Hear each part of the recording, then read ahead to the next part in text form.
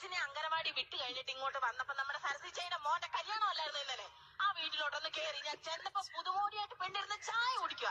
എന്നെ കണ്ട ഉടനെ ഇങ്ങനെ ഞാൻ തിരിച്ചു ഇങ്ങനെ പിന്നെ ദേഷ്യം വരുന്നില്ലയോ, എന്തോ പത്രാസുകാരിയാന്നേ. അവിടെ വട്ടം ഭാവവും കണ്ടു കഴിഞ്ഞാൽ ഭൂലോകത്ത് അവളെ മാത്രമേ ഉള്ളു താലി കെട്ടിക്കൊണ്ടുവന്ന് നമ്മളെല്ലാം പച്ചീർക്കിൽ കോർത്ത് കൊണ്ടുവന്നാന്ന് തോന്നും. അങ്ങനെയാണോ? അങ്ങനെ ഒന്നുമില്ലല്ലോ. സത്യജയ് പറഞ്ഞു കൊടുക്കണം, ഞാൻ അയലത്തുകാരിയാ, സൂര്യോദയം വരുന്നതിന് മുന്നേ ഞാൻ അവരുടെ വീട്ടിൽ ചെല്ലും, നുണയും കൊതിയൊക്കെ ഞാൻ പറഞ്ഞു വേണം ഇനി അറിയാൻ. അങ്ങനെ ഒരു ബഹുമാനം എനിക്ക് തരണം. അതില്ല. ചായ കുടിച്ചത് വല്ല കപ്പും സോസും എടുത്തോണ്ടോ ഒറ്റ പോക്ക് എന്ന ഒരാള് വീട്ടിലോട്ട് ചെല്ലുമ്പോ ചായ വേണോ കുടിക്കുന്നു, അങ്ങനെ ഒരു മര്യാദ എനിക്ക് വേണ്ട. ഇവര് തന്നാലും പറഞ്ഞോണ്ട് നടക്കും.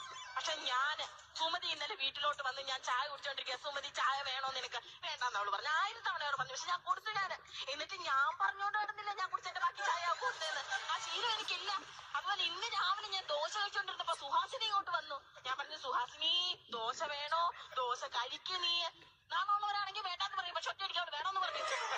അല്ല ഇങ്ങനെയുള്ള പെണ്ണുങ്ങളുണ്ടോ? ഇങ്ങനെയുള്ള അല്ല ഇങ്ങനത്തെ പെണ്ണുങ്ങളുണ്ടോ?